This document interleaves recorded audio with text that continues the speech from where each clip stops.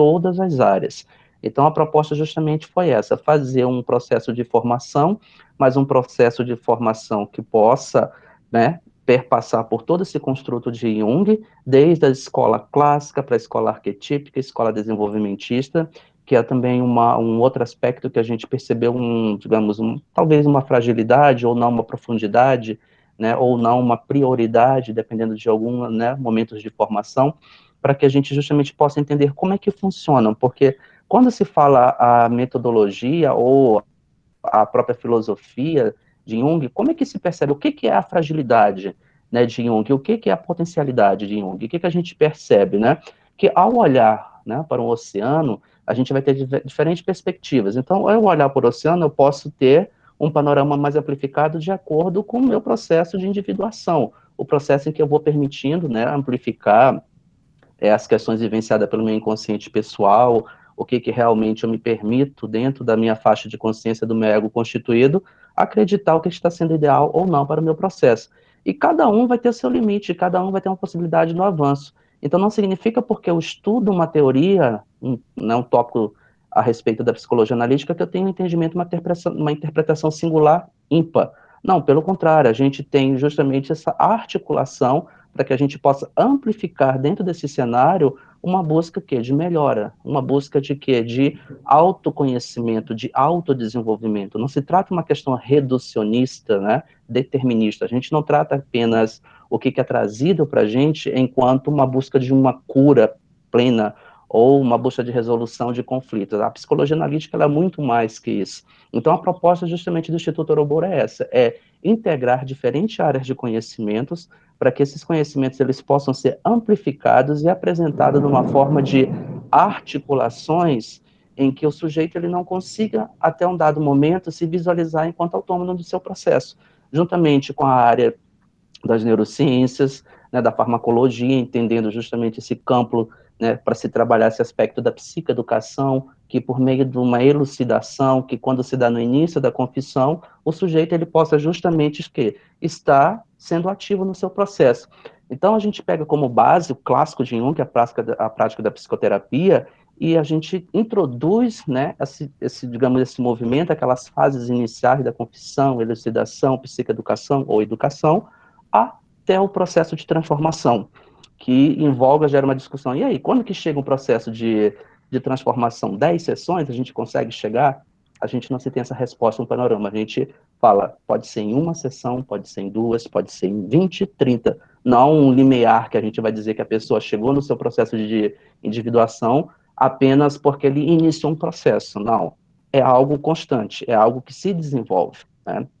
Como o próprio Jung falou, inicialmente, quando ele foi apresentando processos de análise, acreditava-se que a psicologia analítica era restrita a pessoas, né, que estejam vivenciando a sua segunda fase da vida, ou após a crise da meia-idade. E com estudos, né, sendo apresentados por neo-jungianos, Mohanstein, na sua obra A Psicanálise Jungiana, apresentou um construto inovador e bem instigante em qual sentido? Tanto a fase clássica, apresentada por Jung, como a fase desenvolvimentista, né, vivenciada por autores psicanalíticos, né, europeus em especiais, vieram contribuir com esse conhecimento da totalidade do desenvolvimento da personalidade do sujeito. Então, com esses instrumentos, com essas, digamos, amplificações, a gente tem um repertório muito rico e uma base que possa justamente solidificar esse construto que Jung justamente introduziu. Não apenas uma base teórica de neuroses, mas além das neuroses, perpartindo para as estruturas das psicoses e as estruturas das perversões. Então a gente tem todo um aparato em que a gente pode ter uma compreensão muito mais amplificada.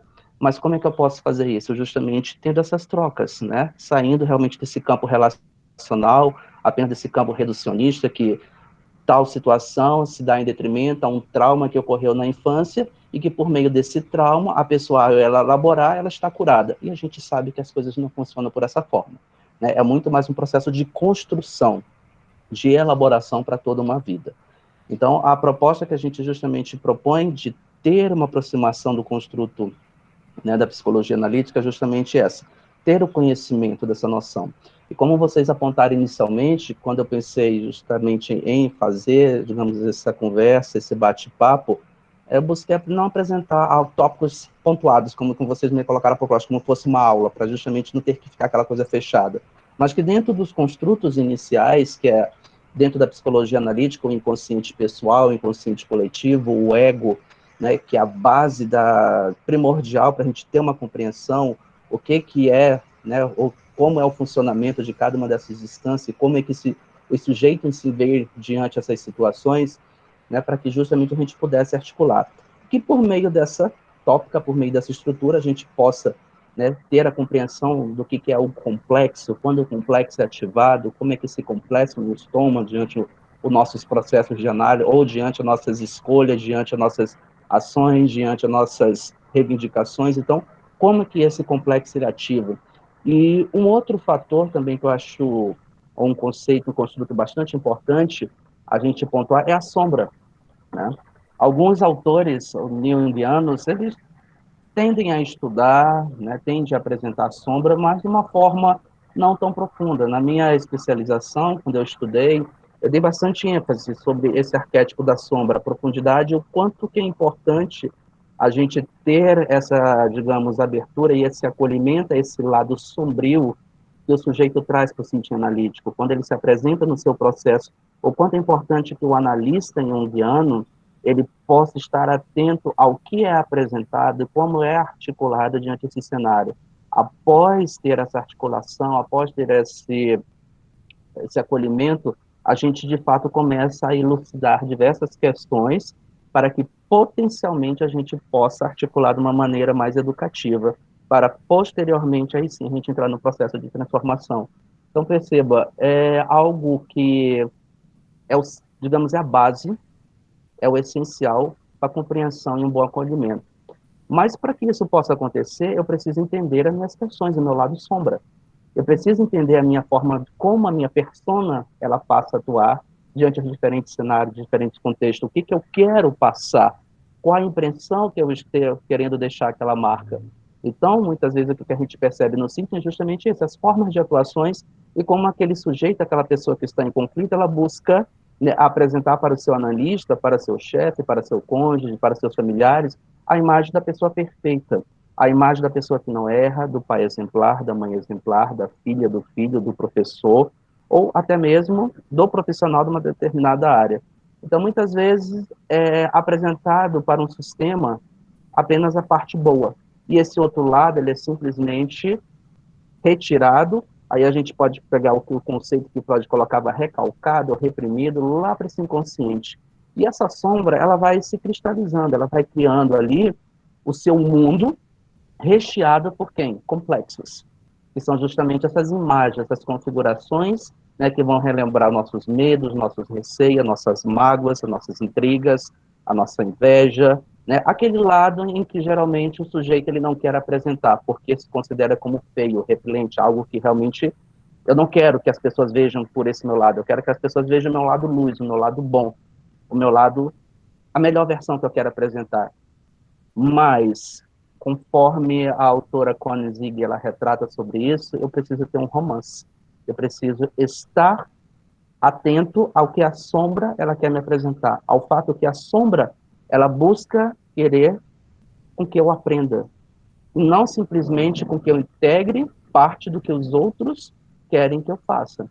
Então, eu considero que essa construção, que ao mesmo tempo ela não tem uma forma linear de estar ocorrendo, é mais um processo muito mais vivencial, é um processo muito mais que a gente sente no nosso processo propriamente, quando a gente tem essa base de construção, quando a gente realmente retoma o que tem de potencial nessa base apresentada por Jung, e que por meio dessa experienciação, por essa vivência no processo analítico, de fato a gente encare nossos complexos, encare realmente a nossa própria sombra, como é que ela se projeta em nós mesmos, como é que ela se projeta nos outros, e como é que isso pode, de certa forma, nos trazer aprendizado.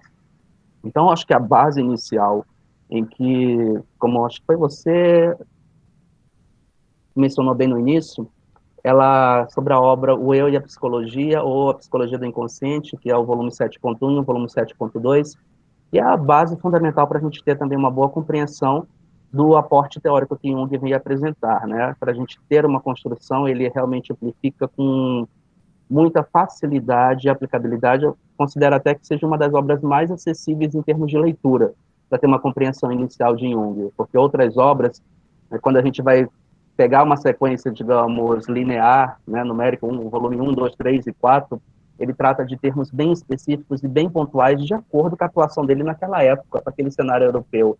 Então, entender a questão dos estudos psiquiátricos, a psicogênese, né, da psicanálise, a origem de tudo isso, ele dá o ponto de vista dele, mas a partir da vivência que ele tinha naquele cenário.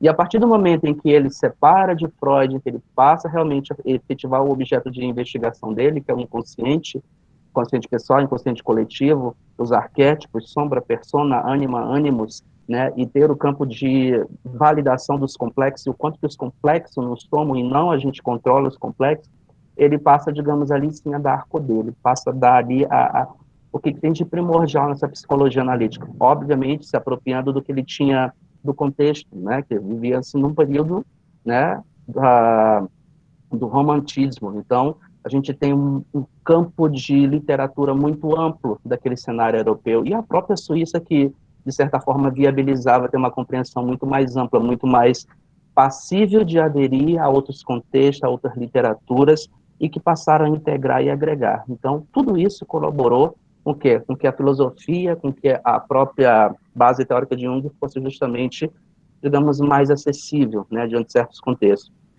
E por meio dessas obras, obviamente, a gente vai chegar em tantas outras, que uma que eu considero também de fundamental importância para o núcleo básico de uma formação inicial, que é o desenvolvimento da personalidade. Ela está considerada pelo volume 17. Então, pela sequência, se a gente fosse fazer uma formação básica, por ordem cronológica, ficaria um pouco distante, mas ela é a base para a introdução inicial. Por quê? É por meio dessa compreensão, dessa fase do desenvolvimento inicial da infância, para justamente ter o entendimento dessas sombras que se desenvolvem no núcleo familiar, que essa sombra que se desenvolve fora desse núcleo, que ela passa a fazer parte de um cenário, né, mais universal, mais coletivo, e como que essa criança ela passa a vivenciar os seus desejos ou os desejos daqueles que pretendem como é que ela deve ser desenvolvida. Então, quando a gente tem essa compreensão básica, a gente tem uma boa articulação de se tornar um sujeito mais saudável psiquicamente, um sujeito que possa articular, que possa se desenvolver e que possa se autoconhecer, tendo a premissa básica de ter o conhecimento básico dessas emoções iniciais, que tantos consideram enquanto negativa, mas que na verdade elas são muito positivas, que é a raiva, o ódio, o nojo, o medo, e tanto que é que quantas das vezes essas emoções elas são suprimidas dentro do próprio lar. E quando se chega lá numa escola em que aquela criança sente raiva daquele coleguinha e diz, eu tô com raiva de você, eu quero te bater, eu te odeio. E aí vem aquela professora, aquele professor e diz, olha, vamos juntar vocês dois agora na frente, dá aquele abraço e eu te perdoo e você me perdoa e está tudo bem. E, de certa forma, o que se articulou, o que se trabalhou de potencializar o sentimento daquelas duas crianças que estavam envolvidas? Então, percebam, é algo que está tão dentro da psicologia analítica, mas em que muitas vezes ela passa despercebida por uma leitura errônea do que se fizeram a respeito do que é a psicoterapia analítica junguiana ou a psicologia profunda de Jung. Ela não é uma análise somente para adultos, ela é uma análise para todo o contexto, para toda uma compreensão. Uma análise que eu posso trabalhar muito bem com terapia de casais, e a gente tem autores contemporâneos também que vão trabalhar sobre isso, inclusive a Silvia, esqueci agora o sobrenome dela, em que ela lançou uma obra em 2017 ou 2015, mais ou menos, que ela reporta sobre trabalhar a questão de eco e narciso, e ela explora muito bem essa vivência conjugal e como essas questões elas são influenciadas ao longo do desenvolvimento dessa construção, né, conjugal, mas que para ter base dessa construção, eu preciso ter um olhar atento lá atrás do meu processo de desenvolvimento. A gente não fala de trauma, a gente não fala de complexos apenas, a gente fala do desenvolvimento em que gerou certas, digamos ali, certos gaps, né? Então, certos espaços que não foram preenchidos, não foram trabalhados, ou quanto deveriam ser. Então, essa preocupação inicial, a gente traz, de certa forma, na construção dos dois primeiros módulos, né, da formação e no curso de capacitação de Jung, justamente o aprofundamento dessas teorias, trabalhando as escolas da psicologia analítica, escola clássica, arquetípica e desenvolvimentista, e tem, conforme até o Mulheinstein coloca, tem um potencial, uma quarta escola, que faz uma junção entre todas um pouco e tira o cerne que tem em essencial para que possa evocar justamente novos construtos. Porque o que era vivenciado no século XX, eu tenho uma nova tendência, eu tenho um novo complexo que está sendo atenuado agora, em pleno século XXI.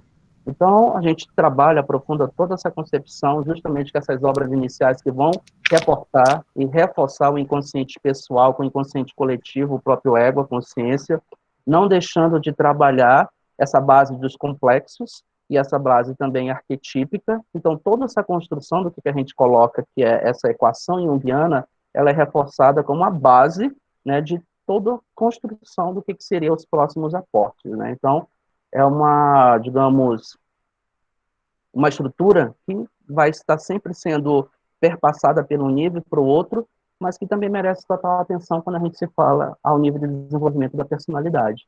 Então, com esses construtos, a gente tem uma boa compreensão para que, a partir daí, sim, a gente possa pegar uma coisa mais leve, como a própria questão, né, sobre o conto de fada, a amplificação dos sonhos enquanto na clínica, entendendo a tipologia psicológica e outros tantos temas, né, que a psicologia analítica ela vai nos reforçar aqui, se tornam infinitos. Se a gente for pensar quanto tempo demandaria para a gente fazer uma formação junguiana, a gente pode dizer a vida toda, porque é muito amplo, é uma construção contínua. Então, é uma psicodinâmica que esse fenômeno que é trazido, reportado, ele é vivencial, ele é orgânico, então não tem como eu dizer, estudamos e estamos prontos, não, é cada estrutura.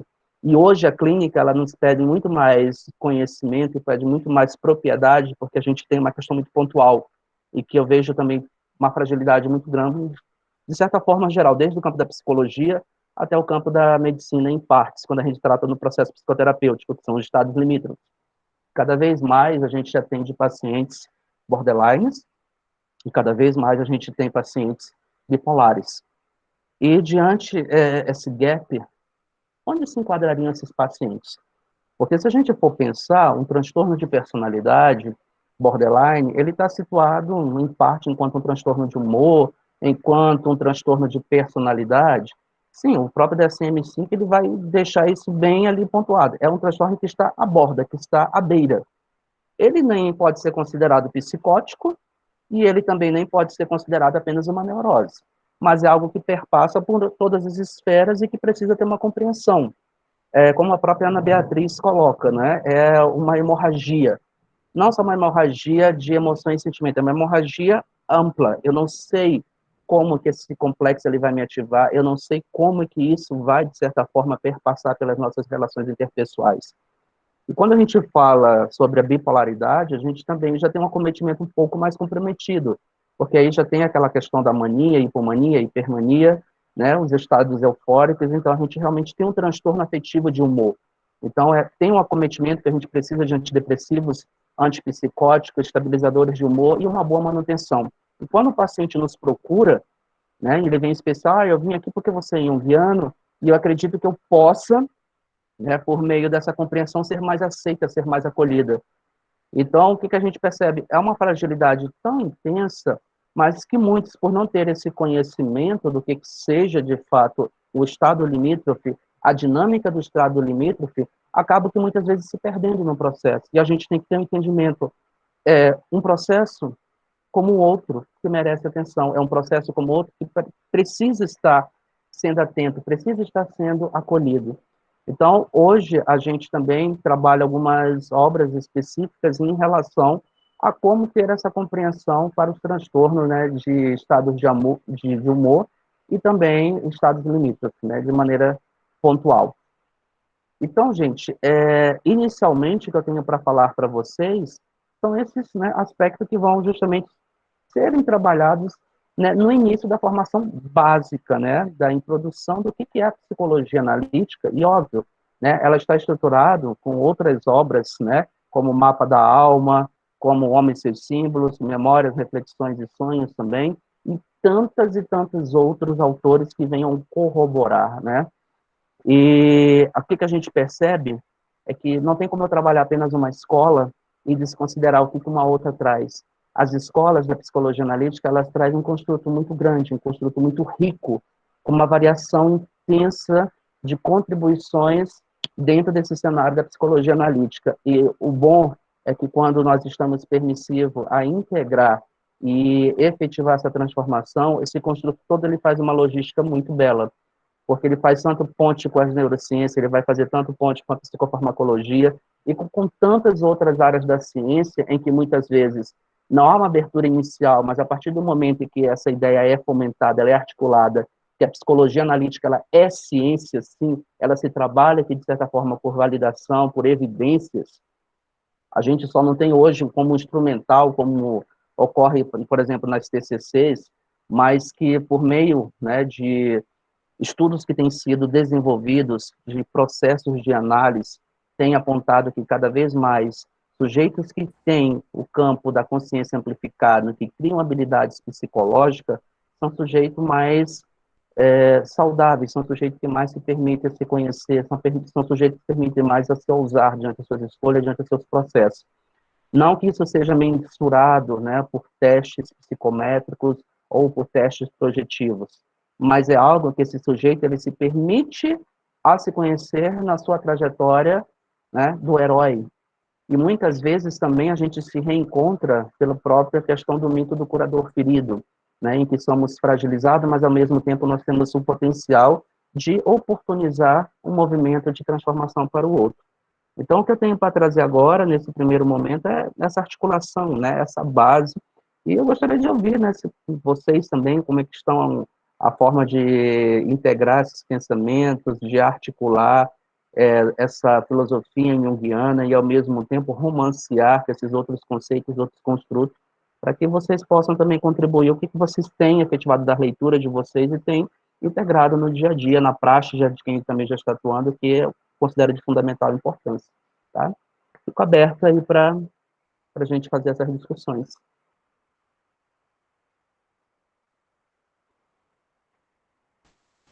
Tá ótimo, né? Muito legal. Eu acho que isso é uma questão bem bacana que você trouxe, principalmente das três escolas diferentes, né? De psicologia, as classificações, né? Porque é uma coisa que Uhum, muita gente desconhece, enfim, que existem. A maioria vai para o Jung clássico mesmo, né? uhum. O que a gente justamente percebe é que dentro desses processos eu tenho que ter um entendimento. São escolas que elas, né, trazem toda uma dinâmica, não tem como considerar até um determinado ponto o que é melhor, não. Ela é orgânica, então ela é dinâmica, e ela tem toda uma desenvoltura. Aí, óbvio, que aí ela vai ter, digamos, um aporte muito mais próximo daquele campo que eu esteja vivenciando com muito mais viabilidade. Porque vem aquela questão que a gente chama da zona de conforto, né? Tem a formação de psicologia, então tem uma construção do que é a psicologia do desenvolvimento, e dentro também da psicanálise. Então, se eu posso ver que alguma coisa está dentro desse campo desenvolvimental, obviamente que eu poderia tendenciar pela uma escola desenvolvimentista, mas não. Eu posso ir lá para a clássica também, trabalhar com toda uma construção por uma base que até então na desenvolvimentista ela não vai me dar por sua totalidade. Mas também eu não posso desconsiderar os aspectos arquetípicos, né, simbólico que é desenvolvido de uma outra escola rica.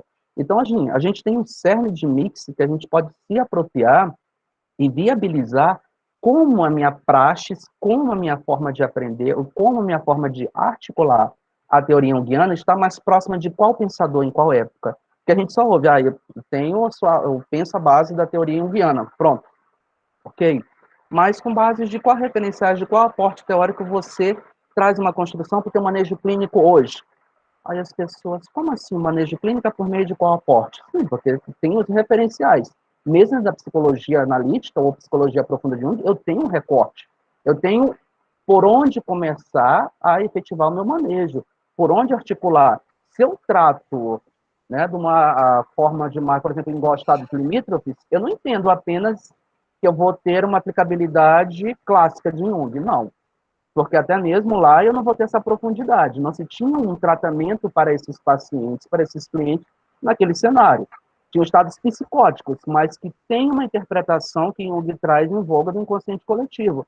Porém, lá na escola desenvolvimentista tem uma articulação que fala sobre o pleno desenvolvimento e o quanto que isso pode desencadear certos complexos e que pode interferir no meu dia a dia, na minha manutenção. Opa, então eu tenho duas escolas que vão articular e que eu posso justamente a partir delas efetuar manejo.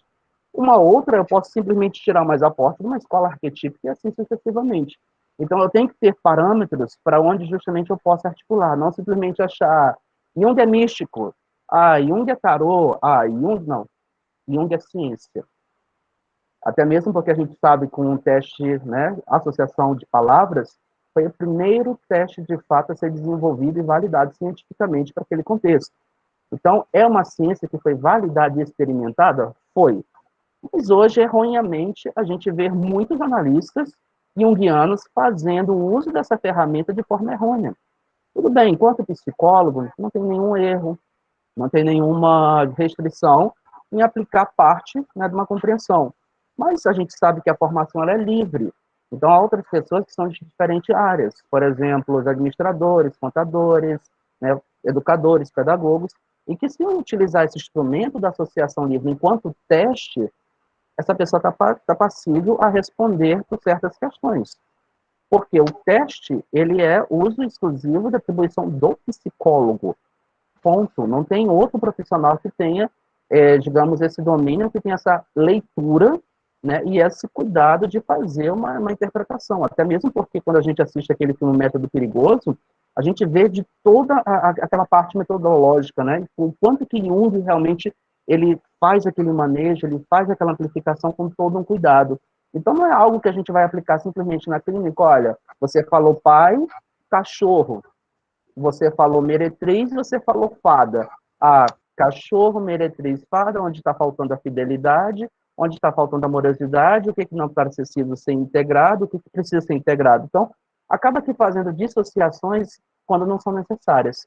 E quando a gente fala de amplificação, a gente está justamente falando de um cenário muito mais trabalhado, muito mais realmente analítico. Então, com esses termos, né, com essas bases, a gente tem que realmente trabalhar, né, de certa forma, atribuir, contribuir no nosso processo contínuo de construção. Por isso que a gente segue o processo de supervisão, né? O quanto que isso é importante justamente para a gente articular. Eu posso dominar toda uma teoria, mas será que, de fato, as minhas questões vêm sendo elaboradas e articuladas dentro desse manejo? Portanto, que Jung, né, sugeria, o analista ele deve estar em constante supervisão, em constante análise, é o que a gente vê que tem muita fragilidade hoje de muitos analistas, de não darem base dessa construção.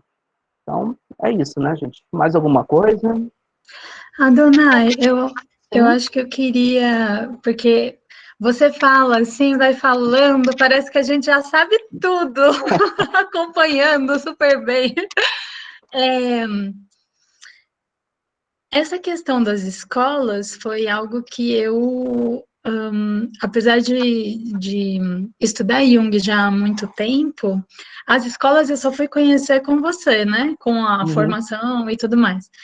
Aí eu queria, se você conseguisse fazer um overview, assim, mas pensa que tem que ser um pouco raso, porque não é todo mundo que conhece, né? Um overview bom, mas assim, de fácil compreensão, para depois quem quiser se aprofundar. Nos pontos base de cada uma delas. Então, na escola clássica, na desenvolvimentista e na arquetípica. Aí acho que seria interessante, bem isso, o ponto básico e quem que deu início, né? Qual é o teórico aí que deu início. Correto. Então, quando a gente vai falar sobre a escola clássica, como o próprio nome já traz, né? O Jung vem apresentar a base clássica dos construtos, né? Do que é esse inconsciente pessoal, esse inconsciente coletivo, né? E a própria questão do ego, complexos e arquétipos, e justamente também com a questão do que seria, inicialmente, para aquele momento, a interpretação de sonhos, e que, posteriormente, com o desenvolvimento da teoria dele, né, ela veio ser conhecida e vem ser hoje mais, digamos, utilizada enquanto amplificação de sonhos, né? Então, o que a gente tem numa base sólida? Jung apresentando a sua base, né, de ter esse entendimento, de trabalhar dentro de um processo analítico, essas questões, o que que era de fato uma experiência do inconsciente pessoal, o que que era de fato uma fragilidade de um ego, o que que de fato era uma construção de um consciente coletivo, e como esses complexos, eles entravam em conflito justamente com esse ego, quando muitas vezes eles não eram, de certa forma, assimilados dentro desse inconsciente pessoal, como é que eles, de certa forma, saem, eles invadem a nossa consciência e justamente causam, né, essa desordem total, enquanto a questão de afetividade, de incompreensão, de raiva e outros sentimentos e emoções. Então, inicialmente, Jung pensou nessa proposta de ter uma compreensão ampla desses construtos. Então, por isso que a escola clássica, apresentada por Jung, ela permaneceu por um bom tempo com essa construção, e hoje ainda ela é muito forte, que há muitos analistas ainda que tratam dessa base, porque entendem que é de fundamental importância ter o conhecimento e o domínio sobre esses construtos. Então, tendo o que é cada instância a pertence, o que cada instância precisa ser aprofundado, ela vai aplicar, né, as fases da psicoterapia junguiana, que é a confissão, a elucidação, a psicoeducação e a transformação. Então, dentro dessa escola, isso é muito claro, isso é muito evidente. Então, são etapas básicas que vão consolidar o manejo clínico. Então, muitos hoje de analistas junguianos a gente vê praticando, né, esses construtos da escola clássica. E aí, posteriormente, no desenvolver do século, meados do século XX, a gente já tem uma construção, né, com outros autores, né, que é a escola arquetípica, que vem muito mais tratar a questão, né, não do que Jung apresentou do que seria o arquétipo, mas a questão simbólica, representativa de outras construções, né, que pudessem fazer além daquilo que Jung tinha proposto, né. Então, a gente tem Billingman, que é um outro autor que trabalha bastante, tem diversos materiais dele por a rede, se a gente for procurar, que vão, de certa forma, destrinchar o contexto do que é uma psicologia, né, arquetípica, que tenha esse construto também, a psicologia analítica e a psicologia arquetípica, onde cada uma vai se aprofundar, onde cada uma vai se aproximar de um ponto teórico e como é que elas se separam a partir de um dado momento. Nessa perspectiva, a gente percebe que tem muito dentro dessa escola arquetípica o construto, querendo ou não, com uma base da aproximação do campo de uma psiquiatria, até mesmo porque Bingman, ele era um psiquiatra, então ele tinha uma noção médica muito mais consolidada por essas bases fisiológicas e biológicas, mas não deixava justamente de apresentar esse campo psicológico muito mais amplificado. Então isso enriqueceu muito o trabalho dele. Então, para muitos autores, essa escola ela foi validada e foi articulada. No entanto, a forma de apresentar os construtos, os conceitos, é que não foram, digamos, muito bem articulados, não foram muito bem repassados, né? E aí o que gerou? Uma certa confusão para muitos. Mas espera aí, o que de fato é uma imagem arquetípica em detrimento do próprio arquétipo? E aí foram começando a ficar presos a construções, né, conceituais, e de vez de progredir e aplicar, ficaram nessa base de discussão. Muito do que ocorreu entre Freud e Jung. Ah, isso é validado, isso não é. Isso é junguiano, isso não é junguiano. Então, muitas dessas partes, não o próprio Billingman, que fez a leitura, mas os que vieram posterior a ele, ou os próprios discípulos, começaram a se prender em construções desnecessárias. E isso, de certa forma, fez com que a abordagem arquetípica não fosse tão divulgada e tão amplificada como é a clássica até hoje. Mas nesse decorrer desse processo, a gente também tem uma forte escola, que é a desenvolvimentista, que tem como base de consolidação os aportes teóricos, em especial de Winnicott. Então, o Winnicott, ele traz uma construção pela própria praxis dele, vivencial nos hospitais pediátricos, quando ele fazia os atendimentos com essas crianças, quando ele trabalhava a psicanálise, naquele momento era a psicanálise, propriamente ainda não se tinha, digamos, essa separação propriamente conceitual, então ele trabalhava os construtos da uma psicanálise, mas não uma psicanálise freudiana. Ele trabalhava uma psicanálise mais, né, desenvolvimentista, porque ele já tinha uma construção com Melanie Klein, que aparece também nesse cenário, porque foi uma das precursoras, né, que apresentou a nível psicanalítico o que é o atendimento clínico com crianças para aquele contexto europeu inglês da época. Embora ela não tenha nenhuma formação médica ou na área de psicologia, por meio da vivência e experiência do próprio processo dela, ela conseguiu ter certos alcances, né? Então, com essa atuação dela, né, com base nesse olhar clínico para a fase inicial, proporcionou ao Winnicott, com a base dele médica, pediatra, fortalecer essas bases. Opa, peraí, quando a criança ela desenvolve, ela não está vinculada apenas àquelas fases, né, da psicossexualidade ou ao complexo de Édipo ou algum trauma específico, não. Ela pode desenvolver tudo isso e, ao longo do processo de desenvolvimento, atrelar os outros contextos, com que outras fases da vida também possam aparecer certos complexos, eles possam ser evidenciados, eles possam ser validados. A fase da criança ela é de fundamental importância para o quê? Para a estruturação do ego. E isso está bem dentro da escola clássica. Estruturação do ego, que é a primeira fase de desenvolvimento. É aquela em que o sujeito está em busca de um pertencimento, de uma identidade, de justamente fortalecer essas barreiras da consciência. Então, ele utiliza parte do que Jung apresentou lá de estruturação do ego, dessa primeira fase, e junta justamente com o construto que Melanie Klein apresentou, e com toda a noção que ele tinha de desenvolvimento da infância.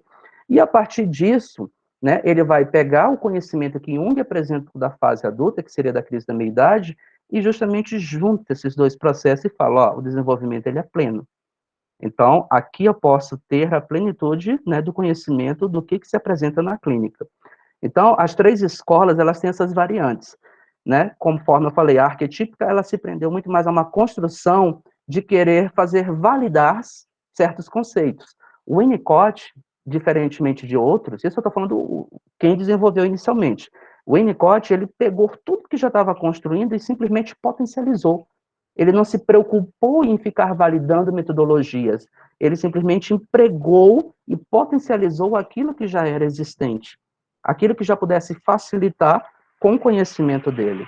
Então, é uma escola rica, porque ela validou, ela considerou tudo que já estava aqui nessa base inicial. Então, ele pega um construto de uma escola clássica, acrescenta parte disso tudo, com conhecimento que tem algo contemporâneo, e reforça e potencializa todo o contexto. E a arquetípica que fica fragilizada desse contexto, porque teve justamente o que a gente pode dizer, esse ruído de comunicação. Então, por isso que para muitos analistas hoje, são poucos aqueles que falam, eu tenho aquele construto lá da escola arquetípica que eu considero importante.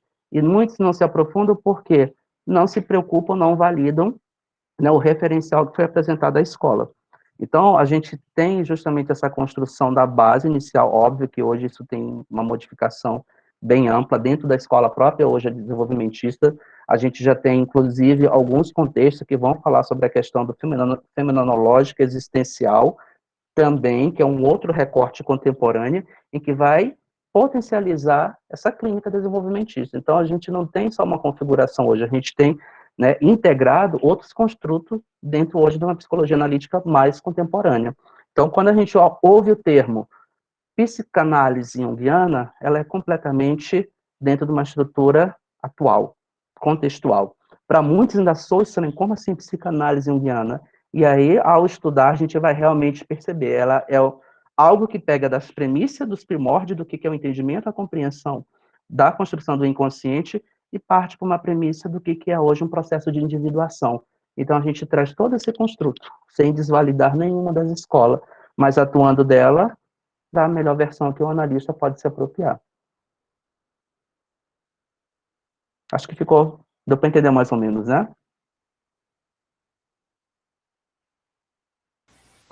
Não ficou, acho que agora deu uma fechadinha, assim, foi bom, né? Aí eu vou abusar mais um pouquinho, porque tem o pessoal que acabou de chegar e está querendo saber, assim, um pouquinho da base mesmo ali, né? Então, se puder fazer só um overview do que é inconsciente pessoal, inconsciente coletivo, a persona que você falou no início. Sim. E da sombra ficou claro que você deu aquele enfoque no início. Tudo bem. Então, gente, com relação... Opa! Desculpa, Adonai. Complementando essa questão da Lu, Se você poderia até colocar a diferença, né, no lado clínico da psicanálise freudiana e junguiana, que é o que mais pergunta para a gente quando vão no consultório.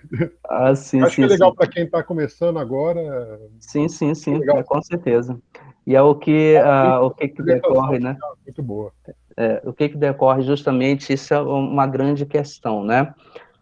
Quando a gente fala sobre o manejo com relação à psicanálise, né, ortodoxa, vamos pensar assim, freudiana, ou para a psicologia junguiana, ou psicanálise junguiana, o recorte. Enquanto clínica, as pessoas perguntam, né, muitos colegas freudianos colocam, como é que vocês vão trabalhar o autoconhecimento, sendo que não há demanda de um sintoma, de um trauma? Ponto. Isso é o cerne da questão. Freudianos trabalham com traumas, sintomas de dor, neuroses acentuadas. Ponto. Qualquer clínica freudiana se fala trauma, sintoma. E a partir do momento em que alguém chega numa clínica e fala, Donai, diante desse cenário dessa pandemia, da Covid-19, eu passei a ter certos aspectos comprometidos no meu desenvolvimento das minhas relações interpessoais, eu não estou conseguindo mais me ver, né, produzindo, eu não estou mais conseguindo me ver com uma série de entraves e que até então eu não tinha. Ponto. Se eu for pensar de uma forma geral, isso não é um trauma e não é propriamente um sintoma que vai potencializar uma doença mental. Mas se a gente leva para o lado da psicologia analítica, quando Jung coloca nos primórdios o que é um processo de análise e para quem, autoconhecimento. Autoconhecimento é tudo. Porque a partir do momento que eu oportunizo o autoconhecimento para um sujeito que nos procura na clínica, você está dando a oportunidade dessa pessoa ter possibilidades de amplificação de consciência. Aí alguém vai dizer, mas esse recorte, ele é da psicologia analítica comportamental. Não necessariamente. O autoconhecimento que Skinner apresenta é uma outra vertente. Ele pode até trabalhar, corroborar alguns aspectos, mas o que Skinner trabalha com relação de autoconhecimento é uma pegada. O que Jung proporciona enquanto autoconhecimento é uma outra. Porque aí vem o viés que a Lui perguntou sobre a questão do construto básico dentro do inconsciente pessoal, coletivo e consciência. Dentro desse autoconhecimento, eu vou ter algumas questões experienciais e vivenciais que me trouxeram boas lembranças ou recortes não legais. E diante de tudo isso, eu estou vivenciando algo meu. Por que foi meu? Foi eu que vivi a pandemia, foi eu que tive uma separação, foi eu que perdi o emprego, foi eu que sofri o fenômeno. E diante desse aspecto, como é que eu posso trabalhar com essas aceitações fenomenológicas, existenciais, aqui e agora? Como é que eu posso ter uma compreensão que isso não é nenhum tipo de castigo, que isso não é nenhum tipo de punição, ou porque realmente eu sou uma pessoa incapacitada? Ponto.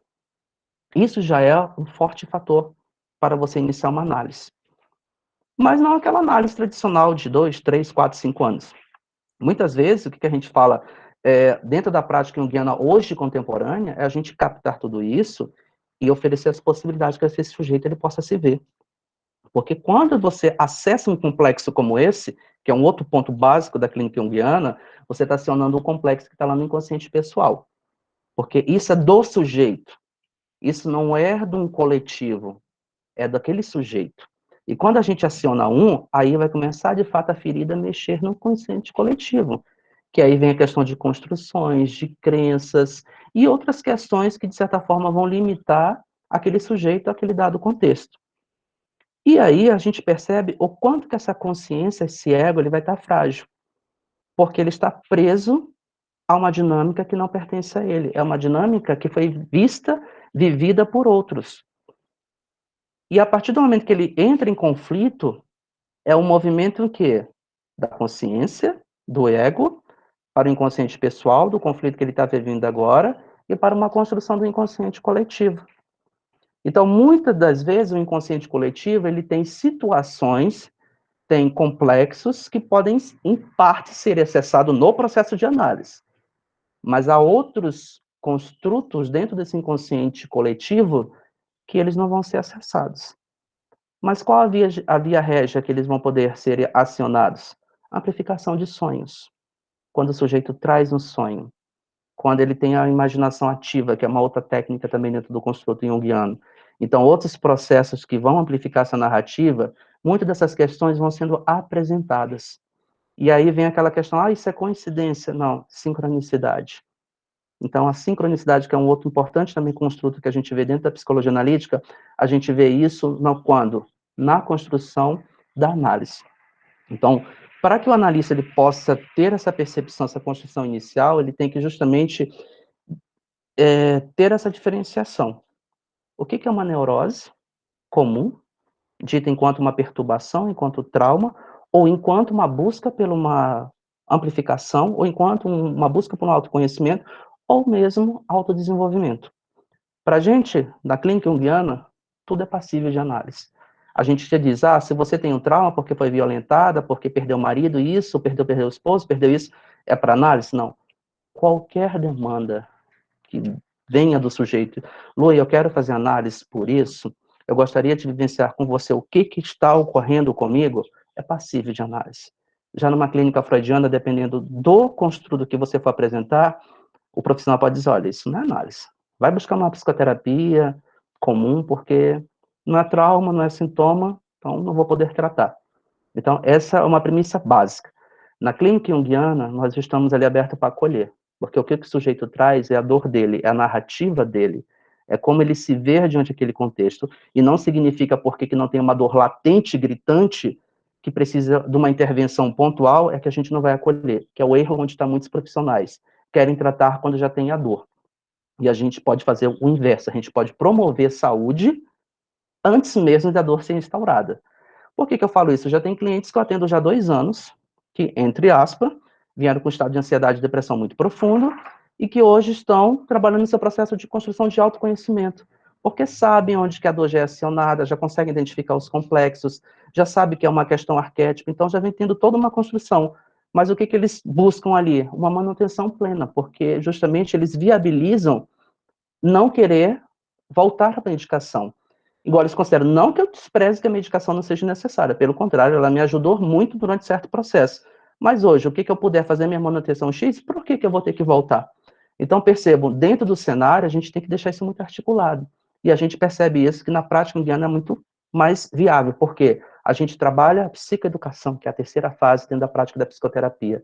Então, a gente tem que ter esse construto muito bem alinhado. Na prática de psicoterapia, que vem lá da escola clássica, confissão, elucidação, psicoeducação ou educação, para chegar no processo de transformação.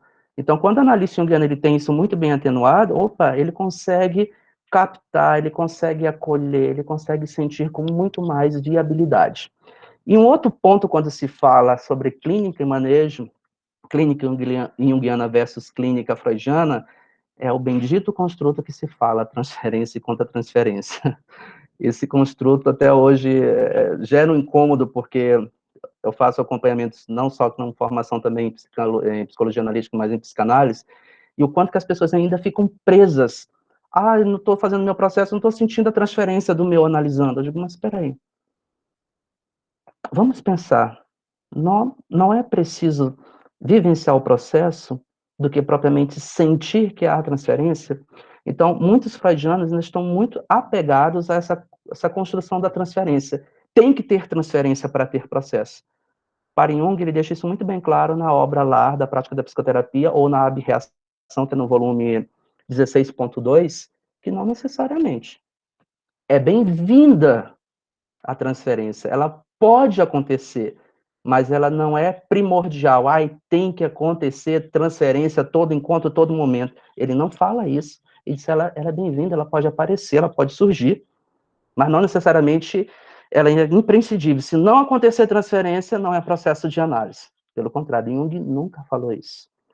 Mas já teve algum recorte, inicialmente, que ele falou, que ele era contra essa construção. Mas na evolução do processo de análise, ele percebeu que ela se torna necessária, porém não obrigatória. Então, isso, Fernando, é um ponto também que a gente vê que isso é bem evidenciado na clínica freudiana versus junguiana. Esses construtos. Trauma, sintoma, transferência contra transferência. Freudianos basicamente vivem em função de ter a detecção desses passos, desses processos. Um outro seria a questão também de identificação de complexo de Édipo, fases da psicossexualidade, fase oral, fase anal, latência e por aí vai. Então, o freudiano, ele fica preso a esse construto. Mas eu não falo por conta de fragilidade, mas sim porque eles não vivenciam os próprios processos dele e querem prender ao que é um reducionismo, determinismo. Porque fica muito mais fácil dizer, fulano está preso na fase oral, por isso, por isso, por isso. E não trabalha a amplificação de consciência, porque eles acham que isso é do sujeito. Ele tem que simplesmente extirpar isso do inconsciente, fazer aquela limpeza da chaminé. E a gente sabe que não é assim que funciona. A gente sabe que a ferida ela vai ficar aberta para todo sempre. O que vai diferenciar é como eu olho para aquela ferida e como que alguém fez aquele machucado a partir de então. Então, a pegada junguiana, ela diferencia a partir desse contexto. A gente não está lá para curar ninguém, a gente não está para ajudar ninguém e nunca nós vamos ajudar ninguém. Por quê? Porque é o processo da pessoa. Nós somos instrumentos de viabilização e de possibilidades de amplificação de consciência. Então, a gente propõe possibilidades, mas quem vai escolher é o sujeito. Eu não tenho como dizer se ele vai realmente se curar ou não, se ele não quiser. Então, seria aí sim intrusivo, seria invasivo falar, olha, você tem que fazer isso para melhorar. E o nosso intuito não é esse.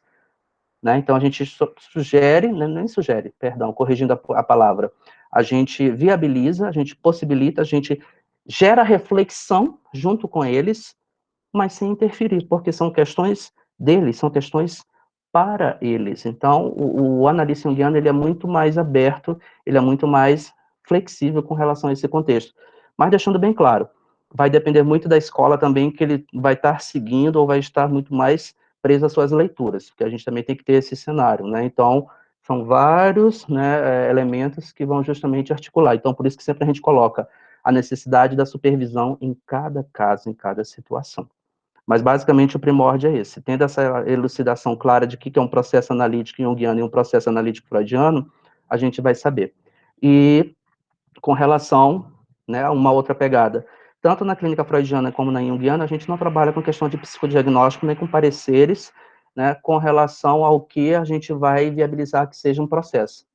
A gente trabalha a dor do ser humano, a gente trabalha o que ele não compreende. Porque o psicodiagnóstico, quem vai laudar é o médico. Não cabe a gente dizer o que é aquilo, mas o quanto aquele fenômeno está fazendo com que ele se veja a partir daquele contexto. A pessoa não é a borderline, mas aqueles traços, né, em que atuam na personalidade, no dia a dia da pessoa, o quanto isso incomoda, o quanto isso não permite com que ela avance ou reflita sobre as suas ações. Então, perceba, é bem diferente. O borderline é isso, não. A pessoa estar num estado, não significa que ela é.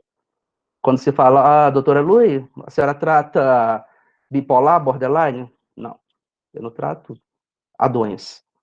Eu acolho o sujeito, eu acolho a narrativa do que o sujeito apresenta. Então, dentro da perspectiva junguiana, a gente deixa isso sempre muito bem claro quando as pessoas nos procuram. É um processo que é para se autodesenvolver, é um processo que é para se autoconhecer, e é um processo para potencializar a amplificação de consciência, que é uma questão que não se trabalha na clínica freudiana, amplificar consciência. Isso é uma fala, digamos, marcante dentro da psicologia analítica junguiana. Amplificação de consciência é total junguiana. Tá? Então, acho que esses pontos são de fundamental importância. Se você estiver discutindo com qualquer colega, você vai ter um entendimento a partir do momento que ele fala sobre essa questão muito mais ampla, muito mais amplificada, é um contexto mais junguiano. Ok, Fernando? Perfeito, professor. Obrigado pela explicação. Ok. Então é isso. Luiz, ficou clara a questão lá do inconsciente pessoal, da consciência? Não, ficou. Achei que foi bom. Acho que deu um overview bom aqui. Aí eu só vou te perguntar, que alguém fez aqui, cadê? No chat, o João Carlos perguntou assim: tem uma dúvida sobre em qual dessas escolas a arte-terapia, como desenvolvida pela Anísia da Silveira no Brasil, se encaixa mais. Tipo, não sei se você sabe.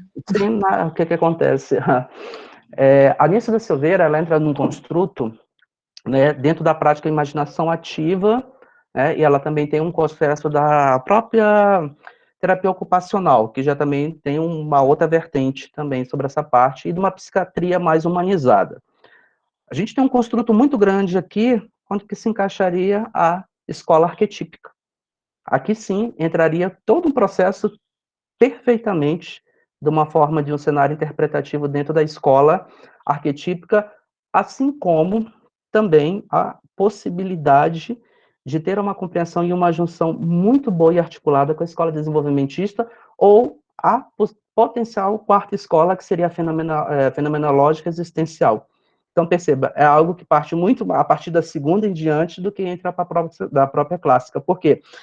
Ele não desconsidera a escola clássica, a arte-terapia, pelo contrário, eu estou trabalhando com as questões inconscientes. A arte-terapia, ela vai justamente potencializar para que eu traga diante o processo o que o meu inconsciente ele não consegue processar.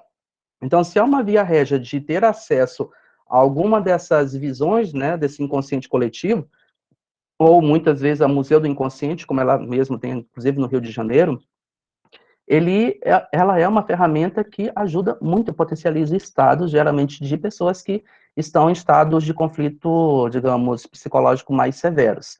É óbvio que, nesse contexto, também a gente tem que entender que a arte-terapia, para algumas pessoas, elas vão servir enquanto muito mais possibilidade de equilíbrios, mas não de que essa pessoa ela volte àquele seu estado habitual. Porque a gente tem que entender o seguinte, a psicose, uma vez que é gerado adoecimento, a cisão, né, quando a gente diz a fragmentação, né, a partitura da consciência versus inconsciente, ela não volta mais. A gente tem plena consciência que um psicótico, paranoico, esquizofrênico, ele não vai mais voltar ao seu estado habitual.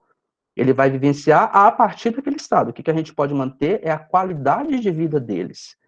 É com que não é efetivo e a piora, o que a gente chama de sintomas negativos, que é a avolia e os estados depressivos severos. Mas se a pessoa está tendo alucinações, ela está tendo delírios, é o que a gente chama de sintomas positivos. Né? Não pode ter sentido para a gente, mas tem sentido para ele. Né? Aquele filme Stamira, aquele documentário, ele é fantástico. Aquilo ali vai justamente mostrar o quanto que a arte-terapia, ou propriamente a terapia ocupacional que a Anísia da Silveira introduziu naqueles hospitais, iriam ser de fundamental importância para a manutenção do psiquismo saudável do que a Stamira estava vivenciando, e outros, né?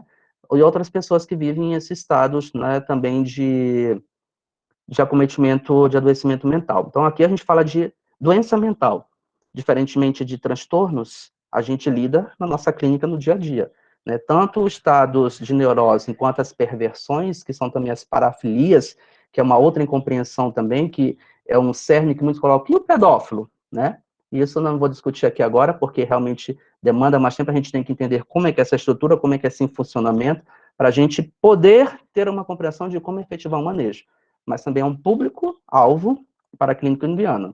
Só não vou falar agora porque realmente demanda bastante tempo, mas isso a gente pode discutir em outros contextos, tá, para a gente ver. Mas só para que a gente possa entender, o pedófilo ele não é doente, ele vive uma maneira permanente de ser, então é da estrutura da perversão para a filia. Os psicóticos não, eles vivenciam aquele universo e eles não retomam mais para um ponto inicial. Então, o público psicótico, se a gente for pensar de forma geral, é um público muito mais voltado para a área da psiquiatria, da medicina.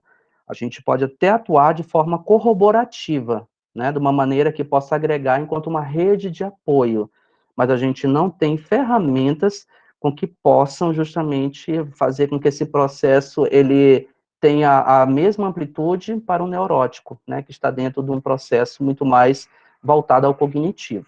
Então, a gente tem que ter muito bem essa compreensão. Mesmo a psicologia analítica, ela tendo um arsenal de ferramentas de recurso, qualquer uma outra, né, disfunção do acometimento do adoecimento mental, ela é passível da área psiquiátrica. A gente corrobora para um equilíbrio, uma manutenção. Mas se vem uma pessoa procurar com um esquizofrênico ou um paranoico que já se encontra dentro da psicose, a gente tem que ser muito bem sincero e pedir com que tenha-se auxílio de outras redes de apoio, em especial a psiquiatria, né, com o uso de fármacos. E por que eu falo isso? Vou dar um exemplo muito bem rápido. Eu estava supervisionando uma analisanda que ela estava fazendo acompanhamento numa clínica, e no primeiro caso, a paciente chegou, né, perguntando se a sessão estava sendo gravada. E aí ela começou a repercutir por uma série de questões, né? Porque tinha que ser escuro, tinha que ser no local isolado, ela pediu com que a analista mostrasse todos os locais da sala para saber se de fato se não tinha ninguém que estava ouvindo a conversa, e até aí tudo bem. E foram se passando, né, os dias, ou seja, as semanas, até que foram chegando elementos em que a analisanda começou a sentir um certo incômodo. E aí foi quando a gente foi justamente viabilizar que tipo de incômodo.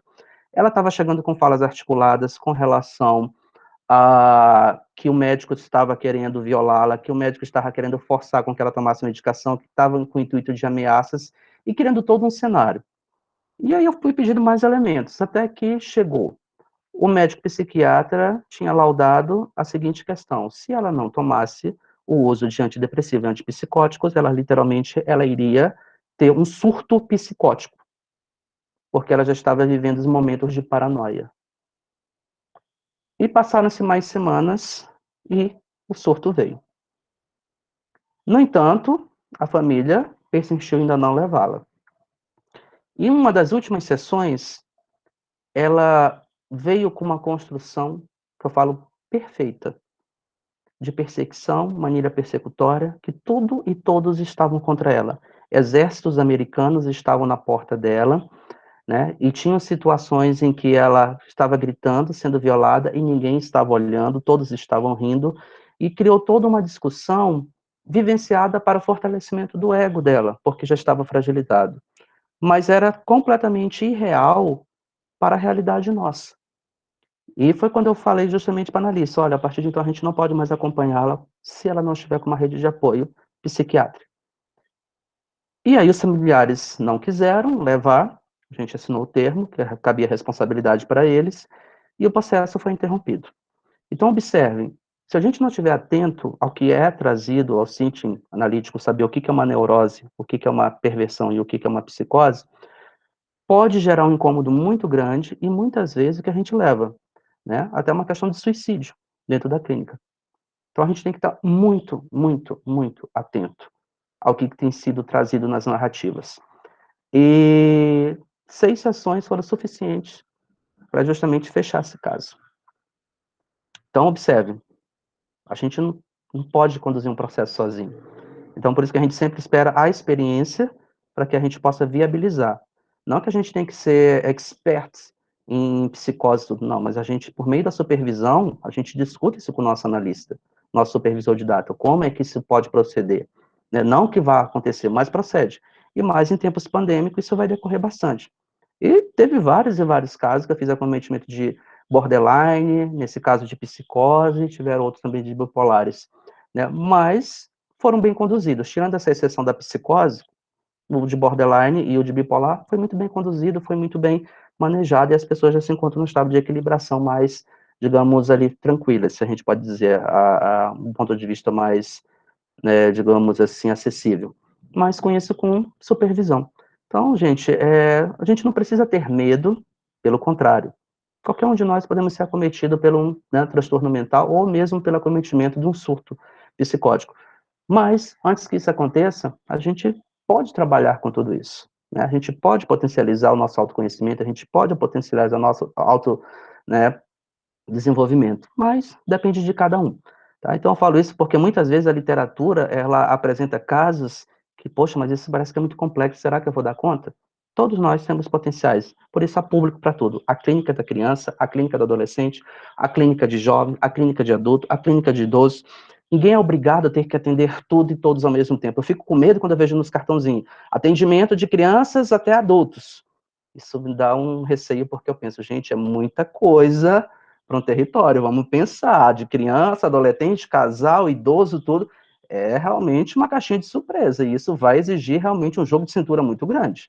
Né? Eu até passo, eu coloco com alguns colegas, eu não atendo criança porque eu não tenho articulação de ficar sentando com criança, tiver que montar uma cena de play, tiver que fazer uma série de questões, porque meu próprio organismo é diferente, com adolescente da mesma forma. Então, meu público hoje é adulto, é casais, e eu deixo bem delimitado. Faço supervisão com quem atende criança e adolescente? Faço, mas numa perspectiva, né, em que o analista vai se permitindo com seu construto, mas não significa que, poxa, porque não atender a gente não vai ser capaz, pelo contrário, por isso isso que tem as especialidades, tem médico pediatra, tem médico para tudo. Por que o analista tem que atender todo mundo? Né? Então, a gente tem que pensar justamente com isso. Vai ter analista que vai ter um público masculino, vai ter um que vai atender LGBT, vai ter um que vai atender X, porque é aquele que ele realmente está mais aberto, em que ele vivencia mais, em que ele está lá mais proposto a apresentar possibilidades. E com o tempo ele vai agregando com outras. Então, assim, a gente tem que respeitar, né? Porque são situações e situações. Há pessoas que não vão ter condições de fazer um atendimento para mulheres que vivem situações de violência doméstica. E é completamente compreensível. Não todas as mulheres são obrigadas a terem que ter um entendimento porque estão fazendo análise, porque vão estar tratadas. Pelo contrário, isso é um outro grande erro que a gente vê aí, quando alguém fala, eu estou tratado das minhas neuroses, então estou pronto para atender. Não, a gente nunca vai estar pronto para atender. A gente está em construção constante. Quando a gente ouve isso, a gente pensa, realmente, essa analista está bem centrado, porque está em construção. Ótimo, mas quando fala que eu estou bem, já dou conta, aí a gente tem que ficar pensando, olha, vamos lá repensar. Né? E eu falo que eu estou em construção constante. Constante, constante, constante, constante. Mas é isso, gente. Mais alguma coisa? Acho que é isso, Adonai. Queria te agradecer, né? Esse tarde de sábado, né? No Boa, meio do chuvosa, carnaval. mas No que meio do bom. carnaval, vir fazer essa conversa, né? Uhum. Essa meio aula, meio bate-papo, trazendo outros conceitos, outras propostas, né, Gui? Exato, deu a ampliada boa nas concepções, né? Porque a gente acaba focando muito na discussão dos conceitos mesmo, né? Nos grupos e tal. Então, trazer esse elemento das outras escolas, principalmente, e de todo como funciona a prática clínica junguiana, as demandas que vêm, como é na prática, isso é muito legal. É uma coisa que a gente, como estudante, ainda é um pouco distante para a gente ter acesso a isso. Né? Ainda E mais o que que a a gente não gente, tem, né? Na e o que, faculdade. e o que justamente é isso, a gente vê, né? Antes, a psicologia analítica, ela se tornava, tem alguns artigos, né, que vão ponderar sobre isso, o quanto que se distanciou. Né? E óbvio que a gente não está aqui para fomentar essa ideia do que foi trabalhado lá atrás, mas muito dessa questão, dessa exclusão do conhecimento de Jung nos centros universitários foi com relação ao que Freud e esqueci, foi Jones, eu sempre esqueço daquele, quem atuava com ele, fizeram sobre jogar o nome da psicologia analítica realmente num banimento, ou seja, a expressão que está no atualmente, literalmente cancelaram a psicologia analítica, né? Fizeram um cancelamento total e que agora a psicologia analítica ela vem realmente com muitos dizem, com essa militância, vamos aproveitar os termos atuais, né, que está no inconsciente coletivo, e está tendo essa retomada e a gente vê que está tendo muito mais aceitação. Pessoas procurando, tendo um conhecimento, que vão falando, agregando, estão lá, que vêm corroborar essa ideia. Então, tem sido bastante gratificante, né? Eu tenho atuado em algumas áreas dentro de pós-graduação e tenho visto cada vez a procura de alunos que realmente querem compreender a psicologia analítica, que até um tempo atrás era psicanálise, psicanálise, psicanálise, e hoje está tendo uma procura grande, né? E assim, eu vejo, poxa, que bom, as pessoas realmente elas querem buscar algo que vai além, não simplesmente delimitar, né? E se tornarem pessoas melhores para si mesmo. Então, muitas vezes, né, a pessoa está fazendo aquilo, não é porque ela quer atuar mais, para melhorar até a forma dela se autoconhecer, ela poder também ofertar, né, mais qualidade, né, na sua fala e nas suas relações interpessoais. Bom, gente, é isso. Eu aproveitar também, tá, Lu? Fazer um intuito. Esse mês agora também de fevereiro a gente vai estar iniciando os módulos novos, né, da formação, né, que ele funciona também dessa modalidade EAD, há encontros remotos, como é que está ocorrendo aqui, onde está assim, um ponto de discussão, reflexão sobre a obra que estiver estudando no semestre. Da mesma forma, também há um seminário ou uma discussão para que as pessoas possam estar articulando suas inferências, seus pontos de vista, e a plataforma aqui, né, por meio do Canvas, que poderão estar acessando, pegando os conteúdos e fazendo articulação. Por se tratar de uma formação livre, né, ela é modular, ela tem a construção de 4 módulos, módulo 1, módulo 2, módulo 3 de referencial teórico, com essas discussões, né, em termos de temáticas, pontuais específicas, e o módulo 4 é o módulo para quem quiser a prática clínica, onde vai efetivar os atendimentos. né, e esses atendimentos, né, eles vão ser direcionados também de forma remota, que as pessoas possam ter um número X de atendimentos, para que a partir daí possa validar o título, né, de terapeuta ou analista de orientação junguiana, que a formação total ela se dá em 1.200 horas, 300 horas cada módulo, e podem estar também fazendo supervisão a partir do módulo 2, 3, né, no módulo 3 já é possível estar fazendo a supervisão com os acompanhamentos, quando chegar no 4, só para fazer essa parte de conclusão, tá? E nós vamos iniciar agora o módulo 1, agora dia 16 de fevereiro, aproveitando o feriado, e vamos estar começando com a obra O Inconsciente Pessoal e a Psicologia do Inconsciente, que são os volumes 7.1 e 7.2, e outras obras que forem necessárias, com outros textos, né, para justamente amplificar. Com base também dentro das escolas, que a gente fala que é o primordial, não tem como a gente começar a estudar algo sem saber para onde vai esses recortes, por onde começar. Então, a gente pelo menos tem que ter essa noção por onde começou essa história da psicologia analítica, como é que ela vai se desenvolver. Tá? Então, fique aí, acho que a Lu, depois ela passa o formulário para vocês, quem tiver a curiosidade de conhecer, ter essa aula experimental também, fique bem à vontade, eu vou passar para a Lu e também o link, tá, depois, tá, fique em experimental para vocês conhecerem a proposta inicialmente da aula, eu vou passar para a Lu, e aí, na terça-feira, às 19 horas, tá, vai dar início, e aí, espero que todos, né, possam estar, que estão aqui também, possam estar para estar verificando inicialmente a construção inicial dessa base, e a partir de então, querendo, né, iniciando essa formação, tá? Agradeço pela oportunidade, pela discussão aqui com vocês, contribuiu bastante, que bom que estamos fomentando esse pensamento junguiano, que estamos realmente, né, amplificando esses aspectos na nossa consciência e vivenciando esse processo desse inconsciente pessoal, para que a gente possa, literalmente, deixar essa construção para esse inconsciente coletivo para as próximas gerações, né? Que fiquemos, né, gravados, né? E é isso, gente. Muito obrigado. Obrigada, Donai. Aí, eu posso só... O João deu uma perguntinha assim, ó, no finzinho, só para você falar rapidinho. Ele perguntou aqui... se me permitir mais uma dúvida sobre a arte-terapia, você comentou que o uso dela é mais voltado para o tratamento de casos mais severos, mas você acredita na possibilidade de uso dessa abordagem em outras situações? Sim. Aí, antes de você responder, eu só vou falar, gente, eu mandei 2 links. Vou colocar de novo aqui, tá? Um link é o de presença para hoje, né? Para ficar registrado que você veio hoje e tudo mais. E o outro link é para aquelas pessoas que querem participar da liga nesse semestre. E aí lá vai perguntar sobre a aula de hoje, quem de repente quer saber um pouco mais sobre a aula do Adonai, né, sobre a formação do Adonai e tudo. Então, vou colocar aqui os 2 links. Eu queria ver com o Gui. Gui, você acha que quem participa já não precisa preencher, precisa? Quem já é membro só participa, só preenche o de presença. O de presença, isso. Para a gente lançar as horas depois. É isso. Então, conforme a pergunta, né, a arte-terapia que eu coloquei, aproveitando o exemplo, né, da escola arquetípica, assim como, porque como citaram Nícia da Silveira, né, e a arte-terapia dentro daquele contexto, elas estavam realmente bem condizentes com o que seria a realidade para esses casos severos. Mas a arte-terapia, ela pode ser aplicada em qualquer contexto. Ela, inclusive, ela é muito bem-vinda dentro do contexto do profissional que vai estar atuando, que a gente sabe que é uma outra formação, a arte-terapia, né, que ela precisa ter toda uma construção, mas que ela, dentro de estados, né, como a gente diz, da neurose, né, conflitantes, ela é completamente acessível.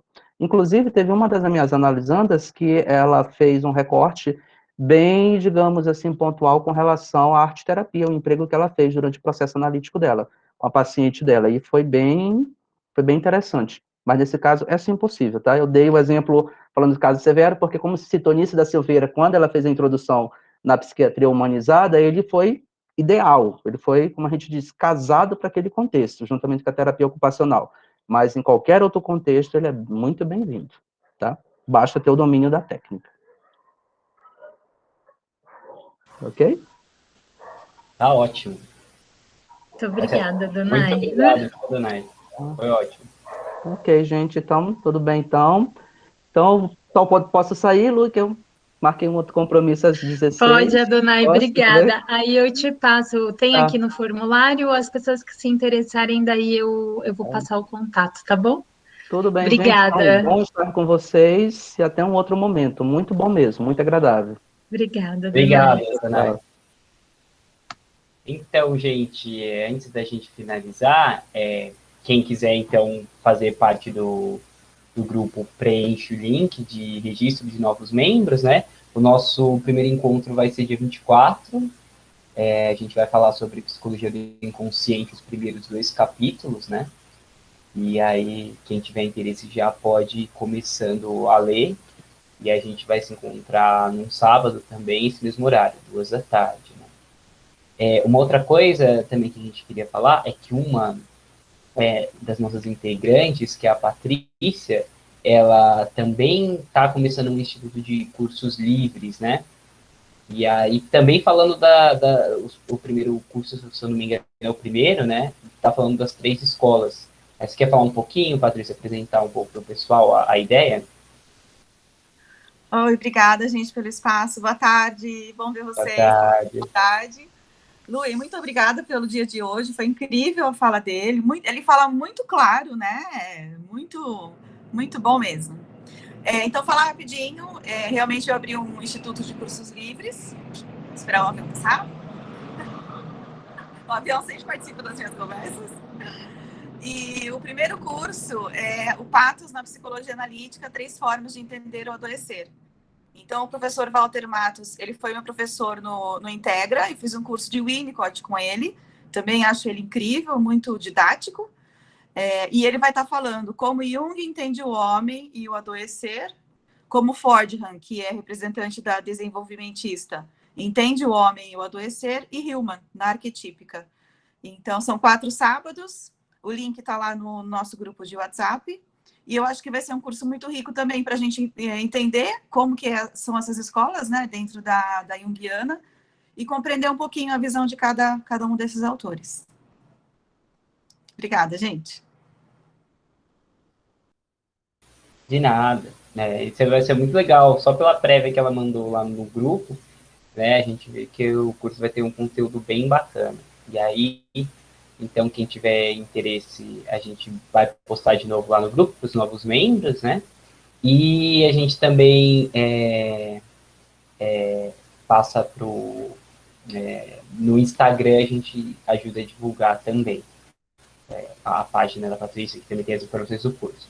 Agora, o nosso grupo, a LAPEG, né, que o Gerardo perguntou, é um grupo de estudantes, é gratuito. Agora, o curso que a Patrícia está falando, das 3 escolas, ele é pago, né? Ele é um curso pago. Tudo bem? Só tirando a dúvida aqui, que eu acho que a dúvida deve ser essa. Esse link que eu mandei aqui para novos membros, esse Alatege, ele é de graça, tá? Esse aqui você participa, a gente é um grupo, que é o que o Gui está falando, é um grupo para estudantes, né? Feito por estudantes, tudo. Então, ele é de graça. Os cursos que são pagos é o curso que a Patrícia comentou e o do Adonai, né? A formação dele também, tá? Isso, a gente sempre, o grupo de estudos, ele tem um certificado de participação para quem tem 70% de presença, e cada encontro que você participar gera um certificado de horas, né? Então, tem o certificado, e o certificado vem no nome da FMU. E o livro desse semestre é Psicologia do Inconsciente, que é o 7.1, que a gente tem o PDF também lá no nosso grupo, e quem quiser comprar, enfim, ele tem na Amazon, ele é baratinho. Eu não consegui, Gui, pegar o link do WhatsApp, sabe? Para a pessoa clicar e entrar lá no WhatsApp. Esse eu não tenho, eu não mandei, mas quem quiser ser membro, no formulário tem você cadastra ali o número do seu WhatsApp que a gente adiciona. Sim. Aí o livro, a gente pode mandar de novo o PDF lá no grupo, quando a gente terminar de inserir os membros novos, para vocês irem dando uma olhada no livro, para quem não está conseguindo acessar, tá bom? E aí, dentro do grupo do WhatsApp, na descrição, tem tudo. Tem o calendário da Liga, tem o livro que a gente está lendo, tem o próximo encontro que a gente vai ter e o capítulo que a gente vai ler. A gente deixa tudo lá. E quem quiser ver o calendário do ano todo, ele já está lá especificado. Aí, ó, o pessoal falou que não abriu o link, mas a gente vai dar uma olhadinha, assim. Mas é fácil de encontrar na internet. Se procurar Psicologia do Inconsciente PDF, acha, mas de qualquer maneira a gente posta no grupo de novo. Tá certo? Mais alguma dúvida, gente? Alguém perguntando sobre as livres e as obrigatórias. As livres, elas são de coisas que acontecem fora da faculdade, e as obrigatórias são coisas que acontecem dentro da faculdade. Então, dentro da Liga, a gente tem a opção de escolher se a gente vai lançar horas obrigatórias ou livres. Então, no final de todo encontro, a gente costuma perguntar para os estudantes se eles querem obrigatórias ou livres. Nesse aqui, a gente faz obrigatórias, que conta como dentro da faculdade, né? Mas dentro dos grupos de estudos, a gente sempre pergunta se é obrigatório ou livre. No linkzinho lá eu perguntei já. Já perguntou? Já. No link da presença já está. Quem é da FMU pode clicar lá se é obrigatório ou livre. Tá ótimo. Então tá tudo certo, gente. É só escolher. É mais fácil as livres acabam dando mais trabalho para o pessoal, né? Então o pessoal acaba preferindo escolher livre, mas enfim, aí fica a critério de vocês.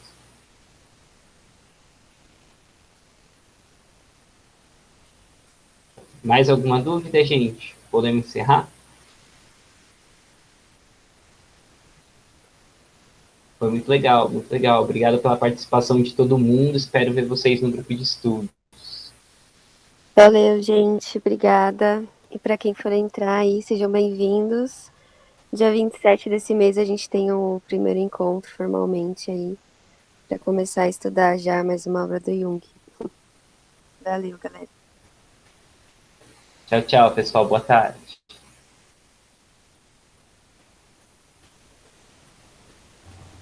Obrigada, até logo. Tchau, tchau, Marinho. Até mais.